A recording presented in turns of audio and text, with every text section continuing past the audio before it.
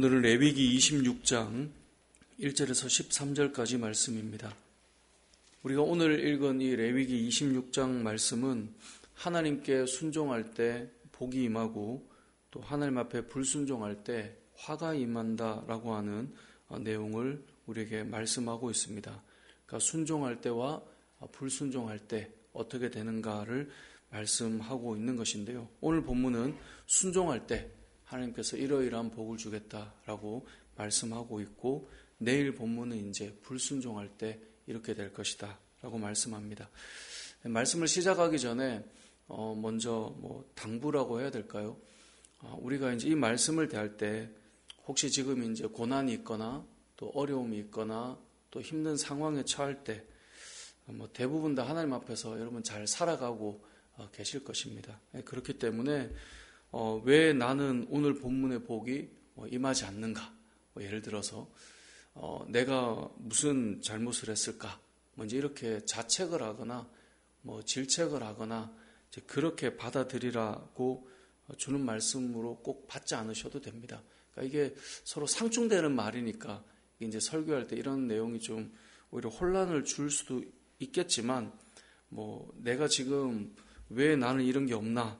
라는 어떤 그런 의미로 받아들이기보다 큰 맥락으로 여러분 다 잘 살고 계시겠지만 그럼에도 우리가 불순종해서 오는 고난이 있고 또 순종할 때 복을 받는다라고 하는 이 큰 그림으로 이제 또 큰 그림이라 하면 오해할 수 있는데, 아무튼 여러분들이 올 말씀을 대할 때 이제 이 말씀이 하나님께서 순종하는 자에게 또 불순종하는 자에게 어떻게 하시는가 이제 큰 맥락으로 보시면 좋겠고, 또 살면서 오는 여러 고난들을 여기에 다 1대1 대입해가지고 또 상처가 되거나 아픔이 되거나 이렇게 받지는 않으셔야 되고, 또 그렇다고 해서 반대로 우리가 이 말씀을 통해서 내가 잘 순종하고 또 불순종하고 있는가를 보는 것이 또 완전히 무너져서도 안 되기 때문에 이제 그런 맥락으로 좀 말씀을 생각하면 좋겠습니다. 아무튼 오늘 말씀은 순종하는 자에게 하나님께서 어떤 복을 주시는가, 이 부분을 말씀하고 있는데요.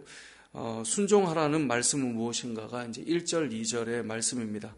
1절, 2절에 보면 너희는 자기를 위하여 우상을 만들지 말고 조각한 것이나 주상을 세우지 말라라고 말씀합니다. 우상을 만들 때 그 특징이 누구를 위한 것입니까? 자기를 위하여, 이 말입니다. 그러니까 잘 보면 사람들이 어떤 불만을 가지거나 불평을 하거나 이 모든 것들을 보면 다 자기 중심성에서 나옵니다. 그러니까 나를 위한 어떤 우상을 만드는 것, 나를 위한 그 마음에 어떤 이 출발하는 의지를 가지는 것, 다 생각해 보면 이 하나님을 온전히 섬기지 못할 때는 자기를 위한, 저 사람 왜 저런 말을 하나, 결국 다 자기 변호고 자기 이야기인 거예요. 그래서 자기를 위하여 우상을 만드는 것으로부터 출발되는, 그리고 그 우상을 경배하는 것, 그것을 하나님께서 금하고 있다라는 것이 오늘 본문의 1절의 말씀이고요. 2절에 보면 그럼 우리는 무엇을 지켜야 되는가? 안식일을 지키고 하나님의 성소를 경외하는 것. 그러니까 성소를 경외한다는 말은 곧 하나님이 그곳에 임재하시기 때문에 하나님을 경외한단 말입니다. 그러니까 우리가 오늘 말씀에서 수많은 우리가 규례들이 있지만 그 규례를 딱 정리해 보면 너를 위해서 우상을 만들고 섬기는 것 그거 하지 마. 그러니까 우리는 사실 하나님을 위해 하나님을 경배하고 하나님을 두려워하며 사는 자들이잖아요. 그렇기 때문에 우리가 안식일에 대한 마음과 또 하나님을 경외하는 마음을 가지고 살아야 된다. 이것이 큰 이 규례를 정리해 놓은 내용입니다.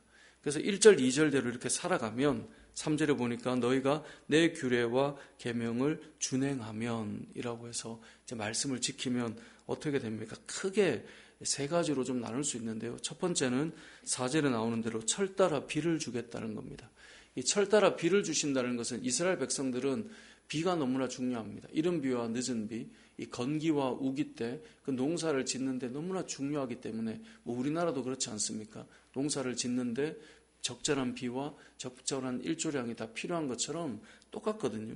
그렇게 해서 적절한 철 따라 비를 주셔서 열매를 맺게 하시고 부족함 없이, 그래서 5절에 보니까 너희가 음식을 배불리 먹을 수 있도록 해주겠다.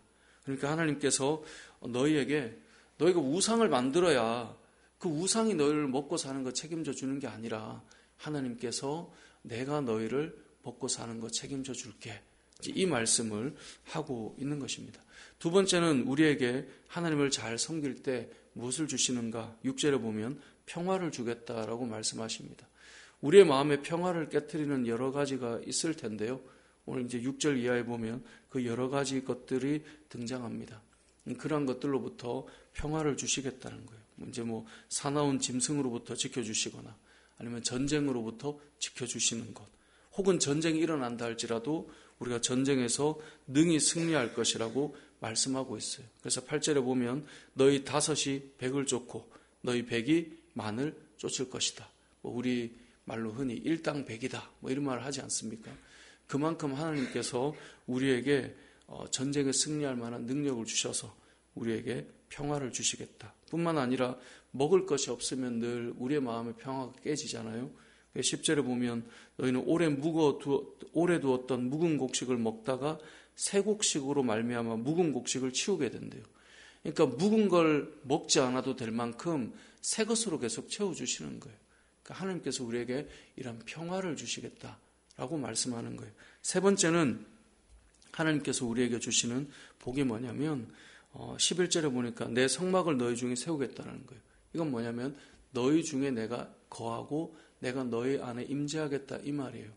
그러니까 우리가 주의 말씀대로 살면 하나님께서 우리 안에 임재하시고 우리 안에 거하겠다라고 말씀을 하고 있는 것입니다.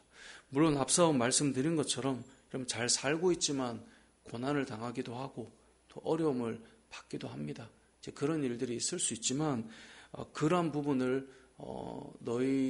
우리가 이제 말씀을 통해 자책하거나 스스로 질책하거나 이러라는 말씀은 아니고요.